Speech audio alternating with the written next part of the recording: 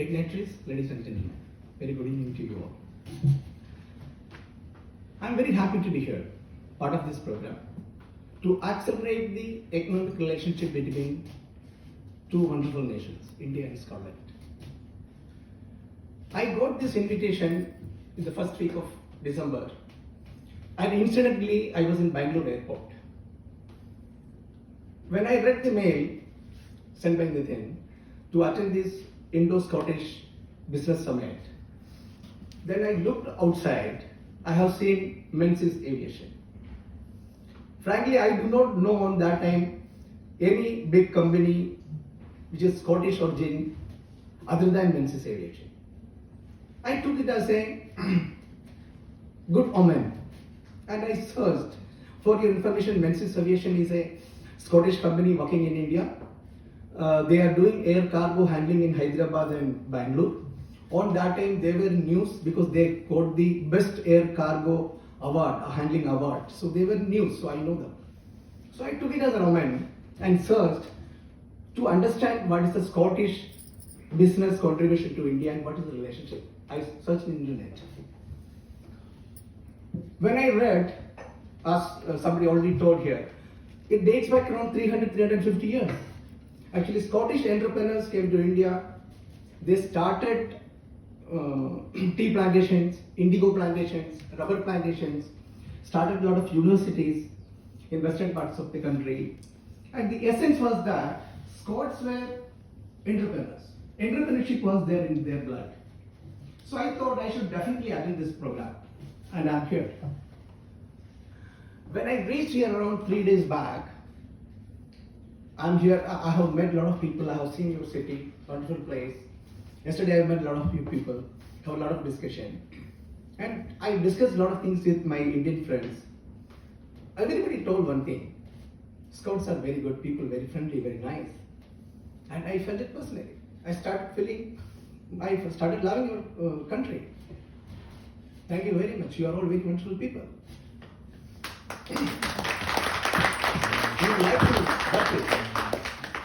I met Nitin at the Honourable Member of Parliament Martin in London around 6 months back while attending another program in British Parliament. There also I talked about investment opportunities in India. You all know India has become a very hot investment destination.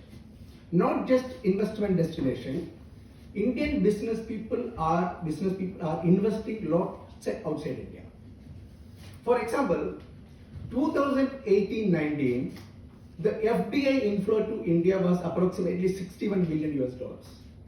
At the same period, the FDI outflow from India by business people, government, was approximately $13 billion.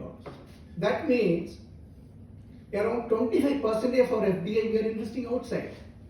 So this is the right time for any country, especially Scottish people and Scottish business people, to engage with India and Indian business people to explore the opportunities, to find out how India and Scotland can come together, where we can work joint ventures, technology transfers, mergers and acquisition. A wonderful time to do all these things. When I talk about opportunities in India investment, people normally ask me 3 questions. Why India is such a hot investment destination today? India is a big country. Where should we invest? Which state we should invest? And which sector to invest? I think I will just talk to you about that. International Monetary Fund has told India is a bright spot in the world economic scenario today.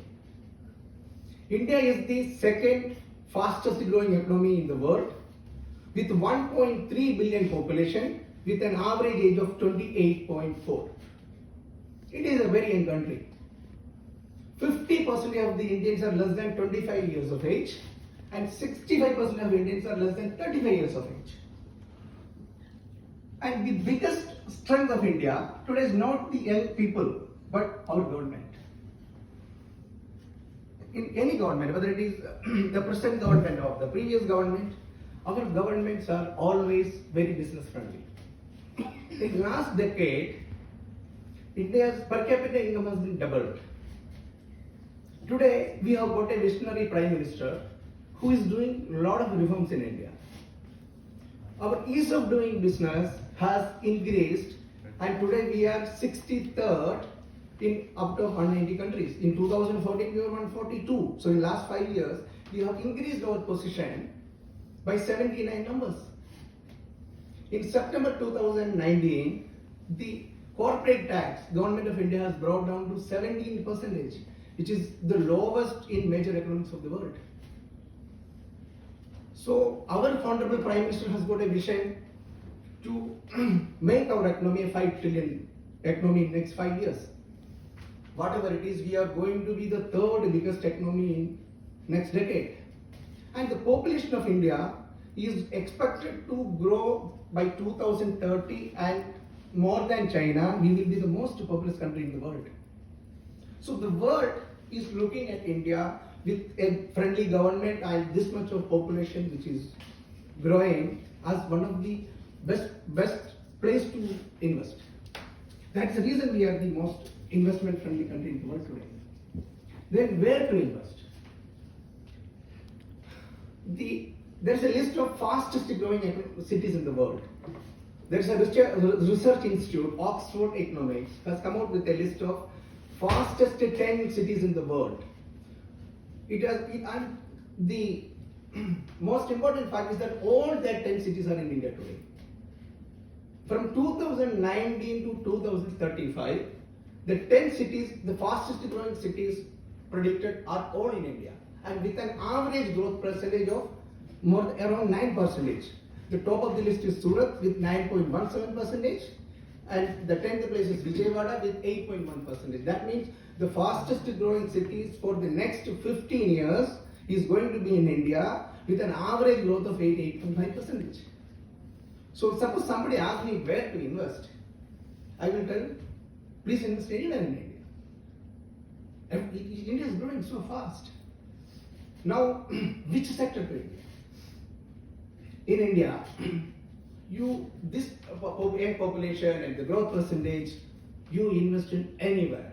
Invest in IT-enabled services, in manufacturing, in services, everywhere. Why I am telling this?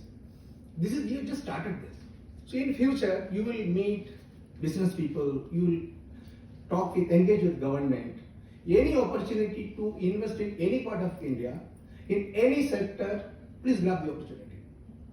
Because you will win, your investment will make money, you will grow.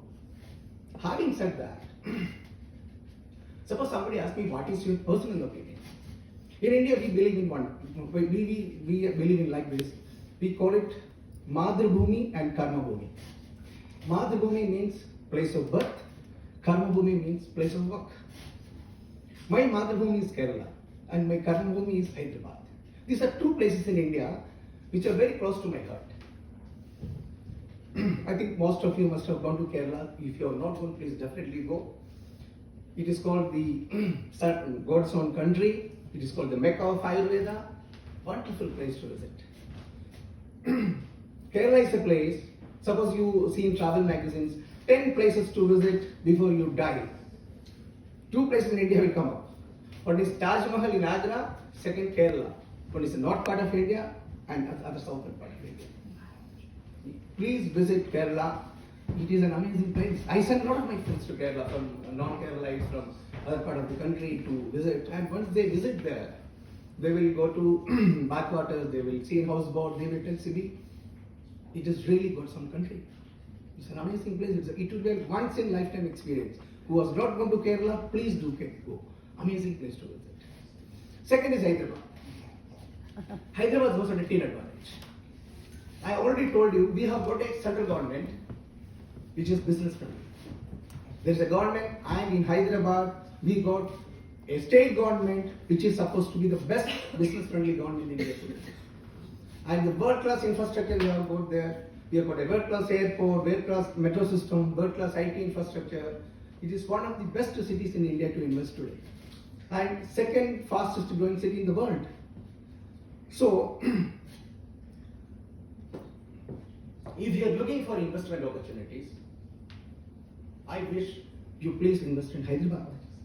As an individual, I run a company. We are into mining and infrastructure. I am personally associated with IT infrastructure. I am associated with a company who are developing IT space and renting it out. Presently, we are building 50 million square foot. Out of that, 2 million is already completed. Another 30 million square foot is going to be completed in the next 3 to 4 years. And yesterday in the meeting, I told you we are looking for investment partners. If any of the Scottish company is interested, we can talk on that. And please take it forward. I discussed with Nitin also. Take this forward. What I suggest is that we should, the government of Scotland should think of making a delegation with Scott MSPs and MPs and come to Hyderabad, visit our government. We are, as an individual, I'm from Hyderabad. I can put all the help what I can do to make it to the government, and we can take it forward. That will be a wonderful opportunity to do that. I would like to conclude my speech. Before that, I want to share one thing, which I'm very proud and you all also be very happy. In India, when we go to school, we have all been taught like this. Madru Devo Bhava, Pitru Devo Bhava, Acharya Devo Bhava, and Aditi Devo Bhava. That means you should treat your mother, your father, your teacher, and your guest like God. So if you are coming to India, whether as a tourist or as an investor, we will treat you all with full dignity, full love, and full affection, and you all feel very happy. So my dear friends, please come to India. India is a land of opportunities. You know, around 200, 250 years when colonization was the norm, Britishers, Dutch, Portuguese, Mughals, everybody come to India. They all used to call India land of opportunity. And today, we have again become land of opportunities, and the whole world want to come and invest in India. So I invite you all to come to India. India is a land of opportunities, and it is simply amazing. And you are also amazing people. We want you to come, let us do business together, and let us grow together. Thank you.